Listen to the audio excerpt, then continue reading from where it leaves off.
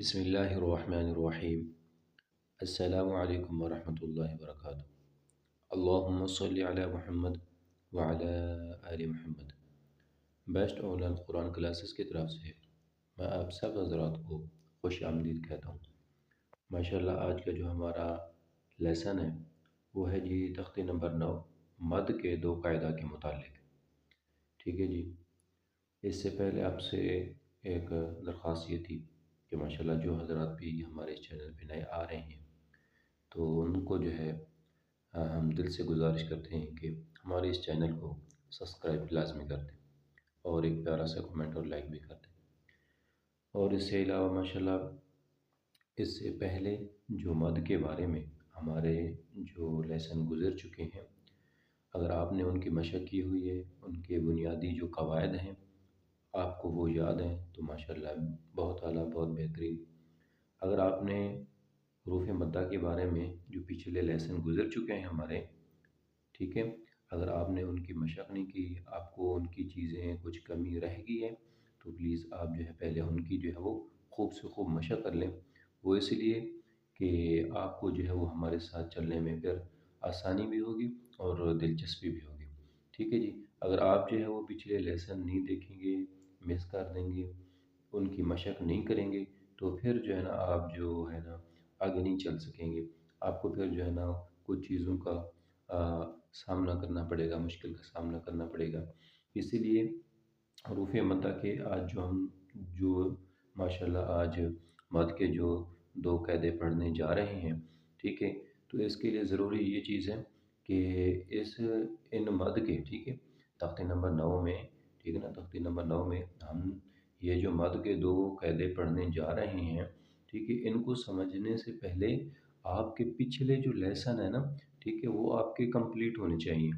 ٹھیک ہے، وہ آپ نے ان کی مشق کی ہو، ان کی بنیادی چیزیں یاد ہوں، تبھی جو ہے نا آپ کو اس میں جو ہے یہ چیزیں سمجھ آئیں گی۔ اگر آپ نے جو ہے نا ان کو نہیں دیکھا، ان کی مشق نہیں کی تو پھر جو ہے نا یہ پھر آپ کے لیے مشکل بن جائے گا۔ ٹھیک ہے جی، امید ہے کہ آپ نے ماشاءاللہ پچھلے ہمارے جو لیسن ہیں حروف مدہ کے بارے میں، ٹھیک ہے، وہ آپ نے جو ہے ان کو سنا بھی ہوگا اور ان کی مشق بھی کی ہوگی، اور ان کو جو ہے آپ کو ان کے بنیادی جو قواعد ہیں وہ بھی آپ کو یاد ہوں گی۔ ٹھیک ہے جی، تو چلیں شروع کرتے ہیں ماشاءاللہ اپنے سبق کو۔ ٹھیک ہے، تو تختی نمبر 9 میں جو ہے وہ آج ہم کیا پڑھیں گے، جو ہے مد کے دو قاعدے پڑھیں گے۔ پہلا قاعدہ کیا ہے؟ پہلا قاعدہ ہے جی حروف مدہ کے بعد اگر حمزہ ہو تو وہاں مد کی دو صورتیں بنتی ہیں۔ ٹھیک ہے جی، پہلا قاعدہ کیا ہے جی، حروف مدہ کے بعد اگر حمزہ ہو تو وہاں مد کی دو صورتیں بنتی ہیں۔ ٹھیک ہے، پہلی صورت کیا ہے؟ اس میں یہ ہے کہ اگر حروف مدہ پتہ ہوگا آپ کو کون کون سے ہیں جی، الف، واو، یا، ٹھیک ہے، حروف مدہ اور حمزہ، ٹھیک ہے، دونوں ایک ہی کلمے میں ہوں تو وہاں جو ہے نا وہاں مد متصل ہوگا۔ حروف مدہ اور حمزہ دونوں ایک ہی کلمے میں آ جائیں تو وہاں جو ہے وہ مد متصل کہلائے گا۔ اب جیسے یہ مثال دیکھ رہے ہیں، ٹھیک ہے، جاء، اب اس میں جو ہے الف مدہ اور حمزہ دونوں ایک ہی کلمے میں آ رہے ہیں۔ ٹھیک ہے، الف مدہ یعنی کہ حروف مدہ اور حمزہ ایک ہی کلمے میں آ رہے ہیں، اور اسی طرح غوثاء، ٹھیک ہے، اس میں بھی الف مدہ اور جو ہے وہ حمزہ دونوں ایک ہی کلمے میں آ رہے ہیں۔ ٹھیک ہے جی، اور مد متصل کی مقدار کتنی ہے جی؟ مد متصل کو جو ہم نے پڑھنا ہے اس کی مقدار کتنی ہے جی؟ 3 الف ہے۔ ٹھیک ہے، مد متصل کی مقدار کتنی ہے؟ 3 الف۔ متصل کا معنی کیا ہوتا ہے؟ متصل کا معنی ہوتا ہے ملا ہوا ہونا۔ ٹھیک ہے، اور مد متصل کی شکل جو ہے وہ اس طرح ہوتی ہے۔ ٹھیک ہے، اس میں نوٹ یہ ہے کہ جب بھی نا حروف مدہ کے بعد، ٹھیک ہے، الف واو یا، ٹھیک ہے، حروف مدہ کے بعد جب بھی چھوٹا حمزہ، یہ اس طرح کا، ٹھیک ہے، جب بھی یہ چھوٹا حمزہ آئے گا تو اس ٹائم جو ہے یہ مد متصل ہوگا۔ کیا ہوگا جی؟ مد متصل ہوگا۔ نمبر 2، اگر حروف مدہ پہلے کلمے کے آخر میں ہو اور حمزہ دوسرے کلمے کے شروع میں ہو تو وہاں جو ہے وہ مد منفصل ہوگا۔ کیا ہوگا جی؟ مد منفصل ہوگا۔ ٹھیک ہے نا، اب جیسے یہ دیکھ رہے ہیں ان، ٹھیک ہے، اب ان یہ پہلا کلمہ ہے، ٹھیک ہے، حروف مدہ جو ہے یہاں پہلے کلمے کے آخر میں الف مدہ ان، ٹھیک ہے، یہ جو نا ہے نا، ٹھیک ہے، ان کے آگے یہ الف مدہ، مطلب یہ حروف مدہ ہے، ٹھیک ہے، الف مدہ۔ تو پہلے کلمے کے آخر میں اور دوسری کلمہ یہ انزلنا، اب یہ دوسرے کلمے کے شروع میں، ٹھیک ہے، کہ حروف مدہ جو ہے جب وہ پہلے کلمے کے آخر میں اور دوسرے کلمے کے شروع میں ہو تو اس ٹائم جو ہے یہ کیا کہلائے گا جی؟ مد منفصل، ٹھیک ہے جی، مد منفصل، ٹھیک ہے۔ اور اسی طرح ان اعطینا، ٹھیک ہے، ان اعطیناک الکوثر، ٹھیک ہے۔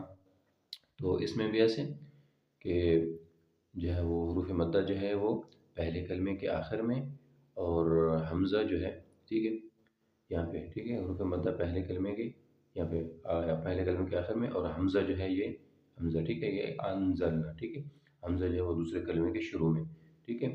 جب بھی حروف مدہ پہلے کلمے کے آخر میں اور حمزہ دوسرے کلمے کے شروع میں، ٹھیک ہے، یہ پہلا کلمہ یا دوسرا کلمہ، ٹھیک ہے، یہ چیز یاد رکھ لیں کہ حروف مدہ جو ہے اگر، ٹھیک ہے، حروف مدہ جو ہے اگر پہلے کلمے کے آخر میں جیسے یہ، اور دوسرے کلمے کے اور حمزہ دوسرے کلمے کے، حروف مدہ پہلے کلمے کے آخر میں اور حمزہ جو ہے وہ دوسرے کلمے کے شروع میں، ٹھیک ہے، حمزہ جو ہے وہ دوسرے کلمے کے شروع میں ہو تو اس ٹائم جو ہے یہ مد منفصل کہلائے گا، ٹھیک ہے جی، اس کی یہ مثالیں دی ہیں۔ اس کے بعد ہے جی، جیسے اس مثال میں ہے کہ پہلے کلمے کے آخر میں کیا ہے؟ الف مدہ اور دوسرے کلمے کے شروع میں حمزہ ہے، ٹھیک ہو گیا جی۔ اچھا جی، مد منفصل کی مقدار کتنی ہے؟ مد منفصل کی مقدار بھی جو ہے نا وہ کتنی ہے جی؟ 3 الف ہے، ٹھیک ہے۔ منفصل کا معنی کیا ہوتا ہے جی؟ منفصل کا معنی ہوتا ہے الگ الگ، جدا جدا ہونا، ٹھیک ہے جی۔ اچھا، منفصل کی شکل جو ہے نا، منفصل کی شکل وہ اس طرح کی ہوتی ہے، ٹھیک ہے۔ اچھا، حروف مدہ کے بعد، نوٹ، حروف مدہ کے بعد جب بھی بڑا حمزہ، ٹھیک ہے، الف کی شکل والا، جیسے آ ای او آئے تو مد منفصل ہوگا، ٹھیک ہے۔ اس میں ایک یعنی کہ ایک یہ چیز بتائی ہے، جیسے پیچھے ابھی پڑھ کے آئے ہیں کہ اگر حروف مدہ کے بعد چھوٹا حمزہ آ جاتا نا، ٹھیک ہے، جو ہے نا وہ چھوٹا حمزہ جو ہے وہ آ جاتا ہے تو اس ٹائم جو ہے وہ مد متصل کہلاتا ہے، اس ٹائم جو وہ مد متصل کہلائے گا، ٹھیک ہے۔ لیکن اگر حروف مدہ کے بعد جب بڑا حمزہ، بڑا حمزہ کہتے ہیں یہ جس طرح یعنی کہ الف کی شکل والا ہوتا ہے نا، اس کو بڑا حمزہ کہتے ہیں۔ ایک تو ایک خالی حمزہ ہوتا ہے نا جس طرح، ٹھیک ہے، وہ جو اپنے بڑا خالی حمزہ ایک ہوتا ہے، ٹھیک ہے، وہ چھوٹا حمزہ ہوتا ہے۔ اگر حروف مدہ کے بعد چھوٹا حمزہ آ جائے تو وہ جو ہے مد متصل کہلائے گا۔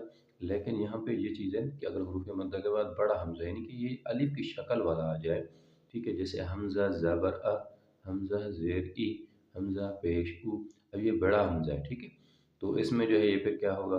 کیا کہلائے گا؟ مد منفصل، مد منفصل، ٹھیک ہے۔ اچھا جی، دوسرے قاعدے کی طرف آتے ہیں جی، ماشاءاللہ۔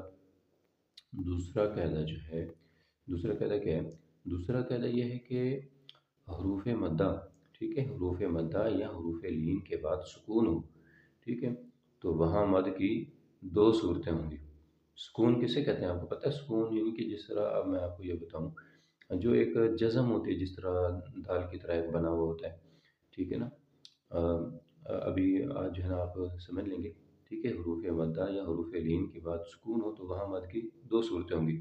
جیسے ہم نے، آپ کو یاد ہوگا تا وا زبر تو، ٹھیک ہے، اب تا وا زبر تو، اب اس میں جو ہے نا تا کے اوپر فتح ہے لیکن واو جو ہے وہ اس کے اوپر کوئی حرکت نہیں ہے، صرف کیا اس پہ سکون ہے، ٹھیک ہے، یعنی کہ ایک جزم، سکون اور جزم کہتے ہیں۔ اچھا جی، تو کیا پڑھا دوسرا قاعدہ؟ دوسرا قاعدہ یہ کہ حروف مدہ یا حروف لین کے بعد سکون ہو تو وہاں حروف مدہ یا حروف لین، یہ چیزیں یاد رکھنی ہے، ٹھیک ہے، حروف مدہ یا حروف لین کے بعد سکون ہو تو وہاں مد کی 2 صورتیں ہوں گی۔ نمبر 1 کہ حروف مدہ یا حروف لین کے بعد، ٹھیک ہے نا، حروف مدہ یا حروف لین کے بعد اگر اسی کلمے میں، ٹھیک ہے نا، سکون اصلی ہو تو وہاں جو ہے مد لازم ہوگا، ٹھیک ہے، وہاں کیا ہوگا؟ حروف مدہ حروف لین کے بعد اگر اسی کلمے میں سکون اصلی ہو تو وہاں مد لازم ہوگا، ٹھیک ہے۔ سکون اصلی کسے کہتے ہیں؟ سکون اصلی یہ ہے کہ وقف اور ملا کر دونوں طرح ساکن ہی پڑھیں، ٹھیک ہے، وقف، سکون اصلی کس طرح پڑھیں گے؟ ٹھیک ہے، سکون اصلی یہ ہے کہ وقف اور ملا کر دونوں طرح ساکن ہی پڑھیں، ٹھیک ہے، جیسے اب الف مدہ کے بعد لام پر سکون اصلی ہے، ٹھیک ہے نا، الف مدہ کے بعد یہ جو ہے نا اس کے بعد الف مدہ کے بعد لام پر جو ہے نا یہ یہ اس کو کہتے ہیں، یہ دیکھ رہے ہیں یہ لام کے اوپر جو ہے اس کو سکون بھی کہتے ہیں اور اس کو جزم بھی کہتے ہیں، ٹھیک ہے۔ تو جب جو ہے نا الف مدہ کے بعد لام پر سکون ہو تو یہ پھر سکون اصلی ہے، ٹھیک ہے۔ یہ الف، ٹھیک ہے نا، یہ جو ہے نا الف مدہ ہے یہ اب شروع میں جو الف ہے، ٹھیک ہے، الف مدہ ہے، اس کے بعد لام پہ جو سکون ہے وہ سکون اصلی ہے، ٹھیک ہے۔ اچھا جی، اب مد لازم، ٹھیک ہے، یہ کیا کہے گا؟ مد لازم۔ تو مد لازم کی مقدار کتنی ہے؟ ٹھیک ہے جی، مد لازم کی مقدار جو ہے وہ کتنی ہے جی؟ مد لازم کی مقدار 3 الف ہے، ٹھیک ہے جی۔ اچھا جی، اس کے بعد چلتے ہیں آگے۔ نمبر 2 پہ ہے کہ حروف مدہ یا حروف لین کے بعد سکون عارضی ہو تو وہاں جو ہے مد عارضی وقفی ہوگا۔ اگر پہلے کیا تھا کہ اگر حروف مدہ کے بعد جو ہے حروف مدہ کے بعد اگر کیا ہو، ٹھیک ہے، جو ہے یہ اپنا پڑھا تھا کہ حروف مدہ یا حروف لین کے بعد اگر اسی کلمے میں سکون اصلی ہو، ٹھیک ہے، سکون اصلی ہو تو وہاں جو ہے وہ کیا ہوگا؟ مد لازم۔ یہاں پر یہ ہے کہ اگر حروف مد حروف لین کے بعد سکون عارضی ہو، وہاں تھا سکون اصلی، یہ چیزیں یاد رکھنی ہے، ٹھیک ہے۔ سکون اصلی، وہاں پہ کیا تھا؟ سکون اصلی۔ الف مدہ کے بعد اگر لام پر سکون آ جائے تو وہ سکون اصلی بنتا ہے، جیسے یہ دیکھ رہے ہیں نا، اب الف مدہ کے بعد لام آ رہا ہے، اس پہ لام پہ جو سکون ہے یہ سکون اصلی ہے، ٹھیک ہے نا۔